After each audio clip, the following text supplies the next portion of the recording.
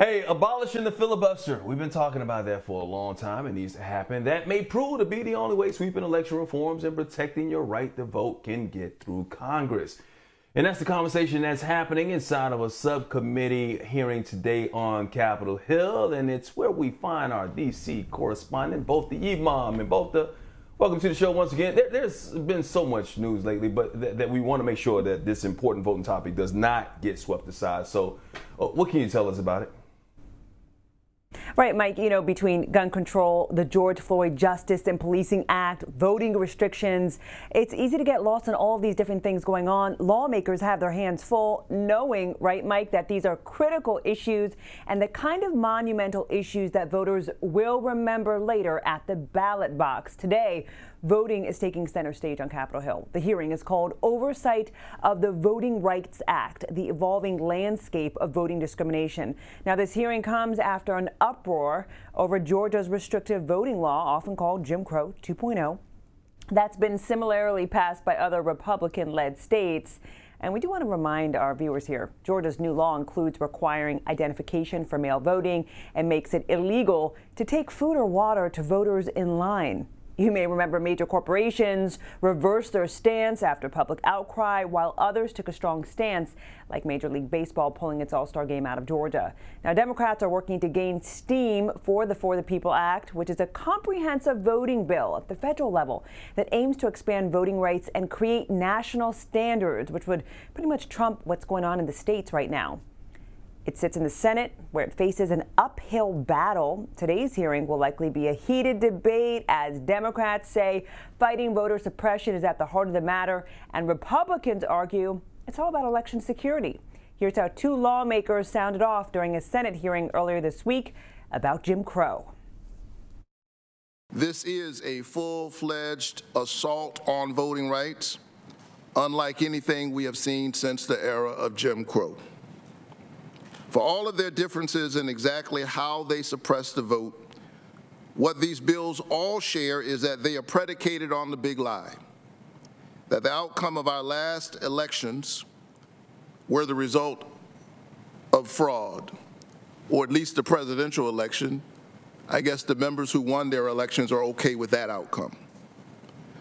The truth is, politicians in their craven lust for power are willing to sacrifice our democracy by using the big lie as a pretext for their true aim. Some people don't want some people to vote. What I find extremely offensive is the narrative from the left that black people are not smart enough, not educated enough, not desirous enough for education to do what every other culture and race does in this country, get an ID. True racism is this. It's projection of the Democratic Party on my proud race.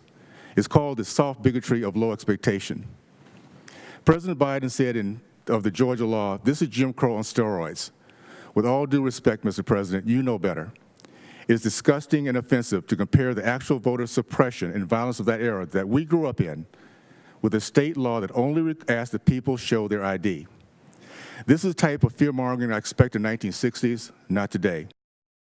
Into the Policy Institute Brennan Center for Justice, as of March 24th, legislators have introduced 361 bills with restrictive provisions in 47 states. That's a 43% increase since about late February, and it's probably not slowing down, Mike. All based on a lie. Both, and people, constituents, they want to do something about it. And people talking about boycotts of some of these corporations out there to put pressure on a lot of the politicians. But Stacey Abrams says that she doesn't want the boycott, especially in Georgia. So what can people out there watch and do this to make sure that this act passes? Right.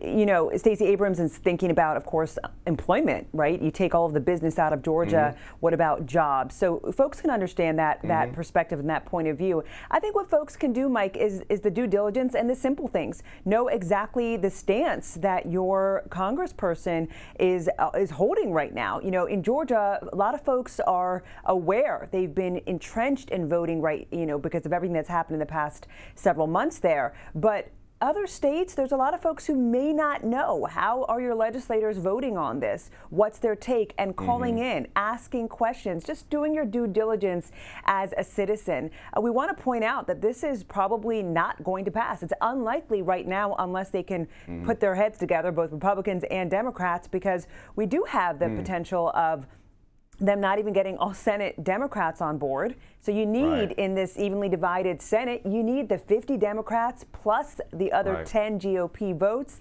That threshold, it's going to be tough, Mike. And we know, we've mentioned it before on the show many times, that a notable standout is Joe Manchin, who said he would not support this. Yeah, not support that, not even supporting the filibuster. So, yeah, they got an uphill battle when it comes to that.